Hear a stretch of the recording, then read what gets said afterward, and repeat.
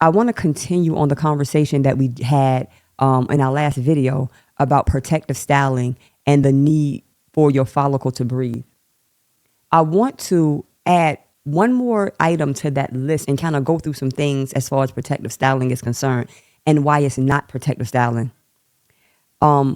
We spoke about oxygen being needed for our follicle. One other thing I want to start the conversation with is just when you are talking about protective styling, you know that oxygen is most important. Hey. Welcome to another video. Welcome to the Bajo channel.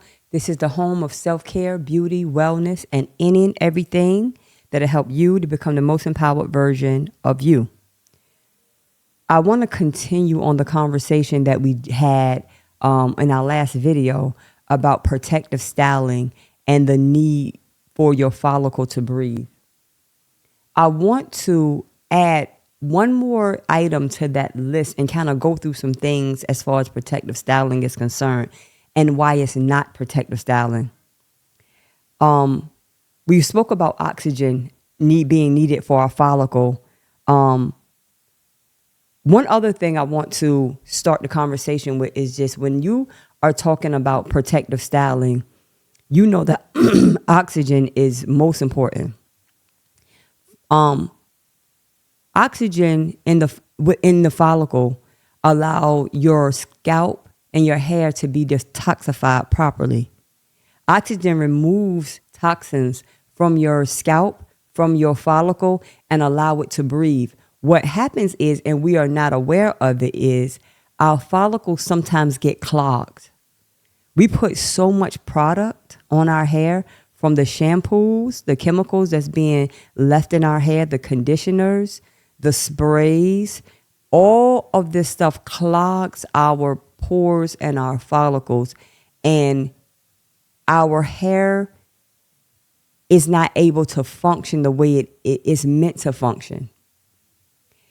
When you say protective styling, understand what you are saying and what's actually happening.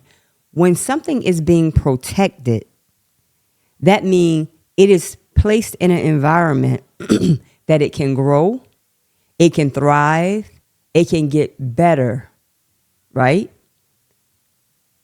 If you are choosing styles, protective styles, allegedly, and when you take these styles out of your hair is falling rapidly, your scalp is like scaling and blistering.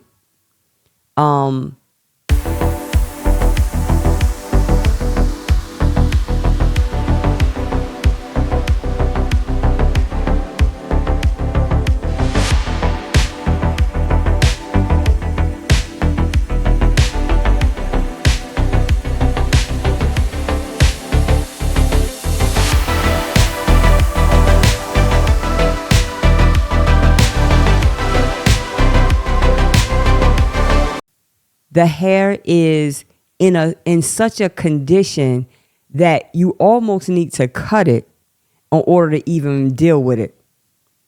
Ladies and gentlemen, that is not protective styling. It is not. Another thing protective styling is not, it is not having fine hair, right?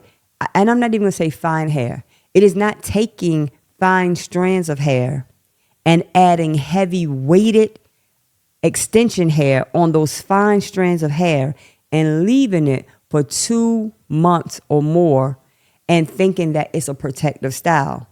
First of all, if I take a heavy weight in extension hair and I take some small strands of your own natural hair and I braid it or twist it in, that hair has to support the weight of that additional hair for months. Just do the math. After a while, that hair becomes weak.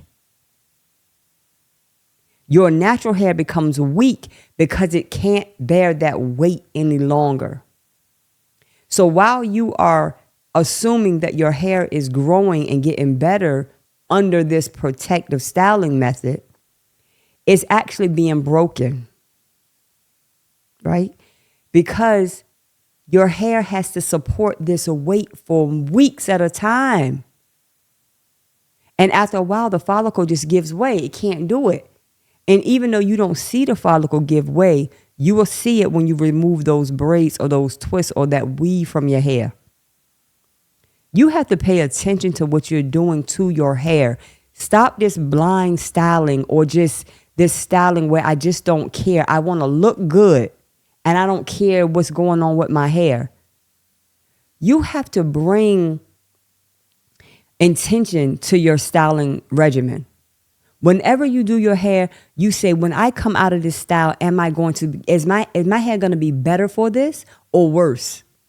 Even when it's very much akin to how we eat, right?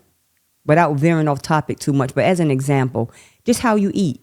When I eat something, I ask myself, is this going to nourish my body, nourish my cells? Is this going to make my body better once it's digested into my system, right?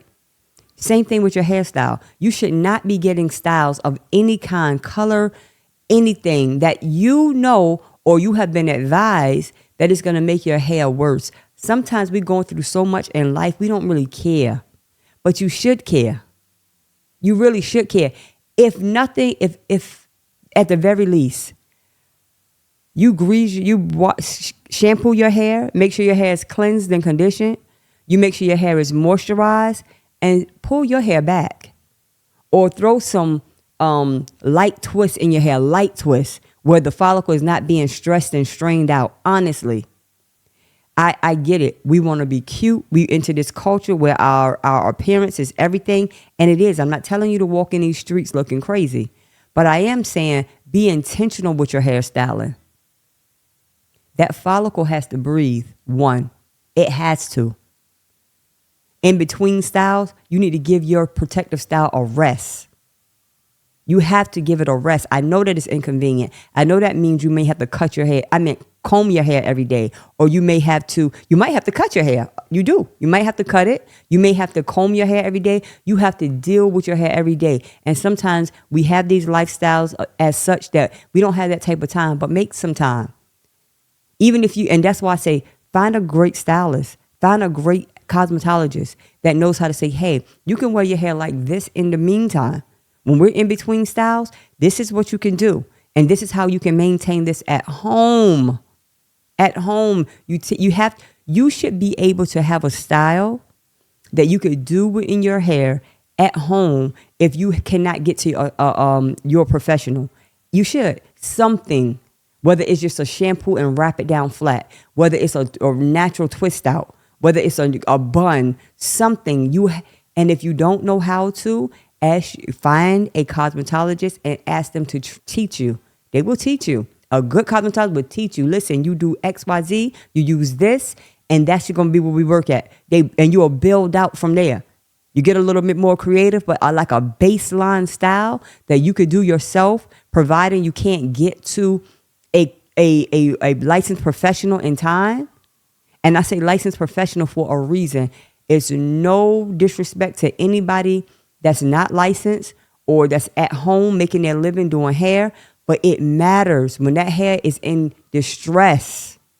And there's certain things that you need to know that's going to stop that hair or build that hair up. A lot of times, if you have not been to school and you have not learned the chemical compositions of hair and the different things that you need, it's hard to be advised properly. So I say that not as a disrespect to anybody, but I'm telling you, like when you're going to get your car fixed, you need to go to a mechanic that understands what he's doing and that has been trained to know how different parts of this car work and what you shouldn't do now or what you need to do.